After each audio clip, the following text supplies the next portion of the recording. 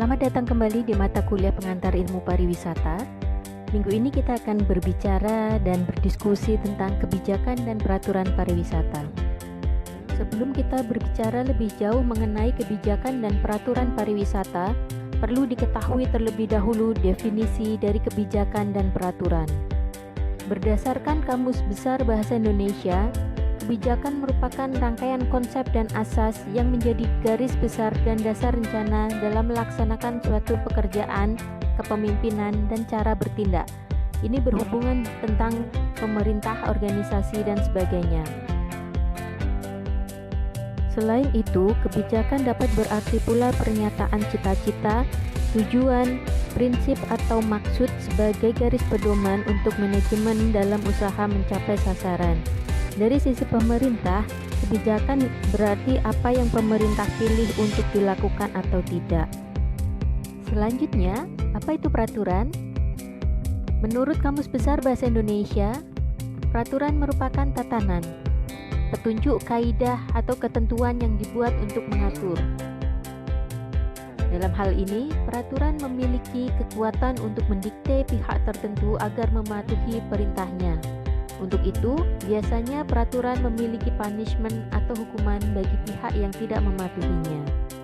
Berdasarkan definisi tersebut, jadi kebijakan pariwisata merupakan set dari panduan bagi siapa saja yang terlibat dalam pariwisata, baik secara langsung maupun tidak langsung untuk menuju goal bersama.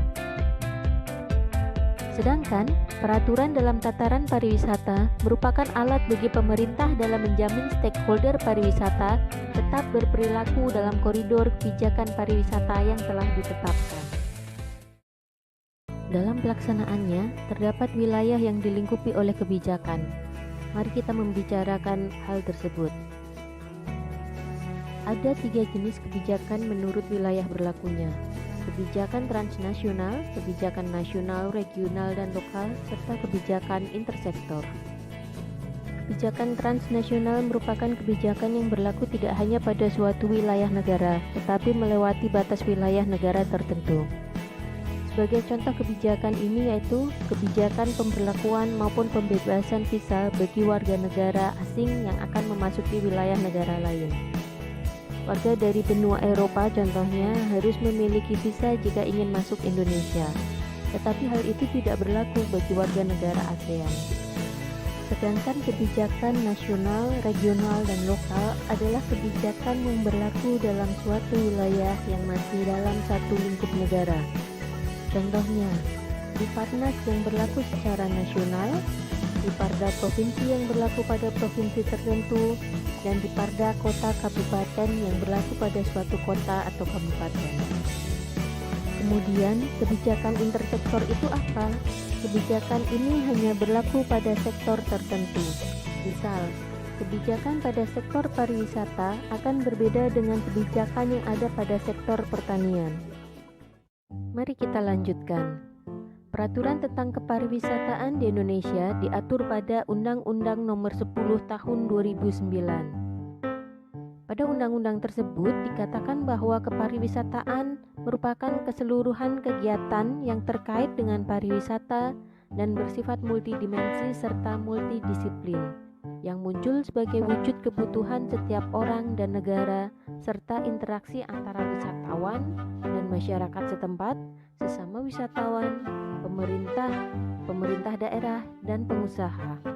Pada Undang-Undang Kepariwisataan tersebut, pariwisataan Indonesia diselenggarakan berdasarkan asas manfaat, kekeluargaan, adil dan merata, keseimbangan, kemandirian, kelestarian, partisipatif, berkelanjutan, demokratis, kesetaraan, dan kesatuan.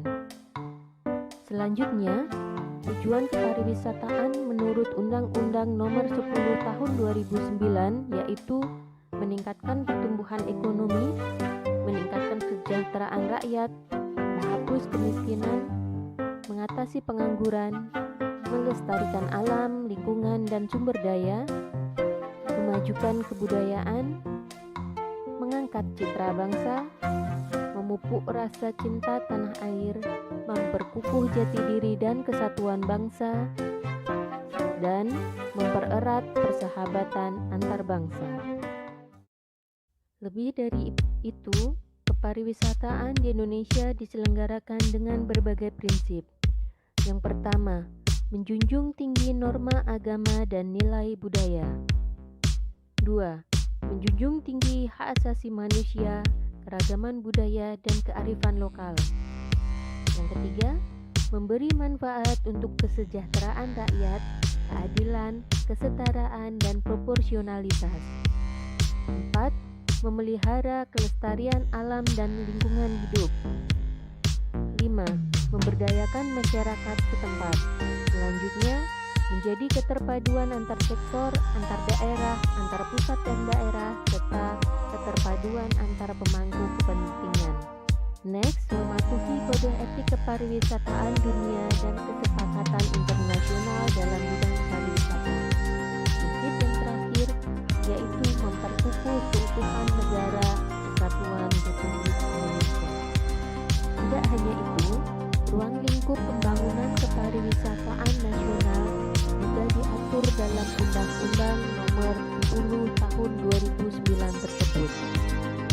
Pembangunan kepariwisataan nasional meliputi 4 hal, yaitu destinasi pariwisata, pemasaran pariwisata, industri pariwisata, dan kelembagaan pariwisata.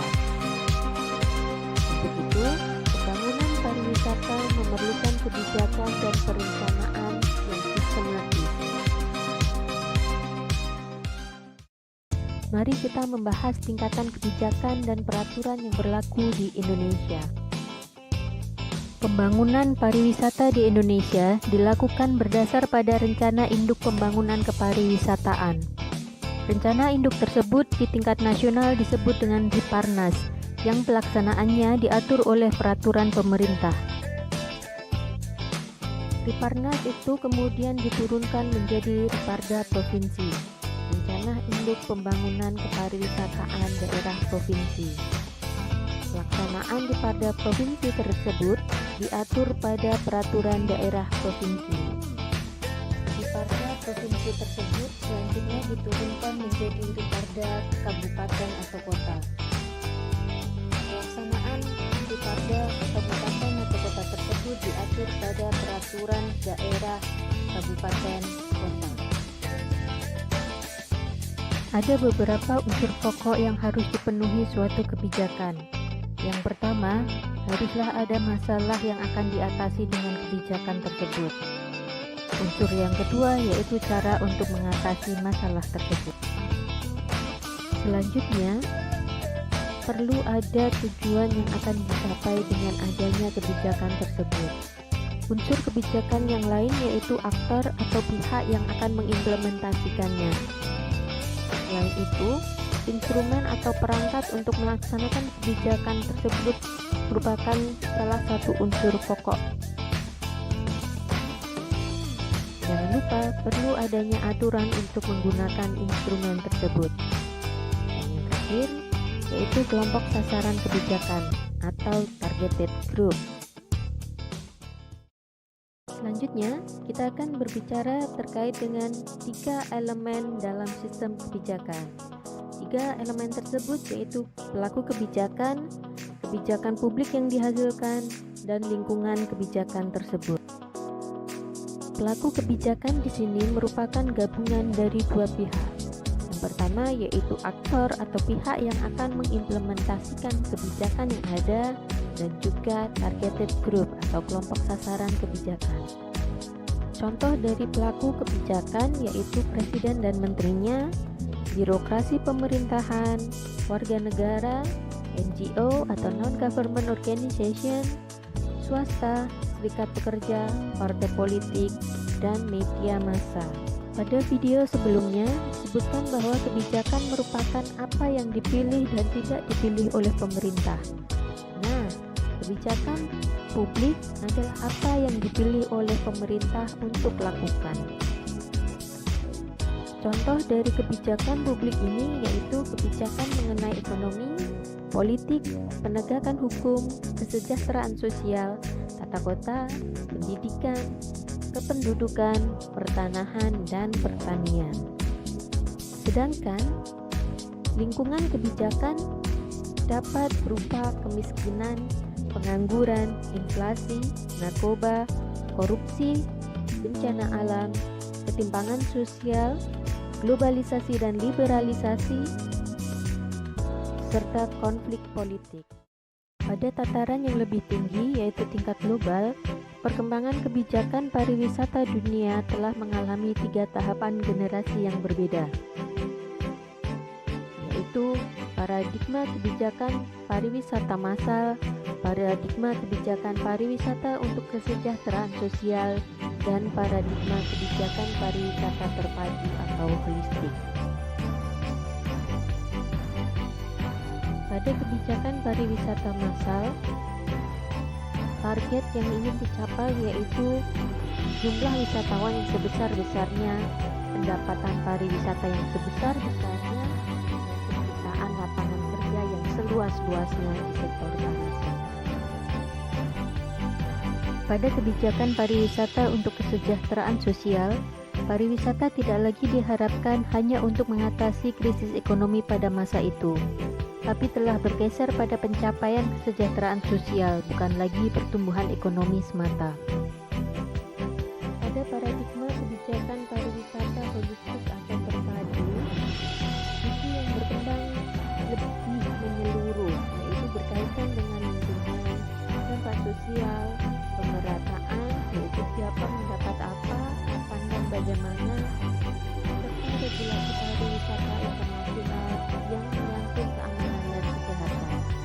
Hal ini dilatar belakangi adanya kemitraan antara pemerintah, swasta, dan lembaga swadaya masyarakat sehingga mendorong hubungan simbiosis antar sektor. Terakhir, perlu untuk menjaga dialog antara publik dan pembuat kebijakan, mengingat banyaknya elemen dan unsur yang berkaitan dengan kebijakan. Hal ini diperlukan untuk mensukseskan penerapan atau implementasi kebijakan tersebut. Hal ini juga berlaku pada sektor pariwisata, karena kebijakan dan peraturan diperlukan untuk mensukseskan pembangunan pariwisata.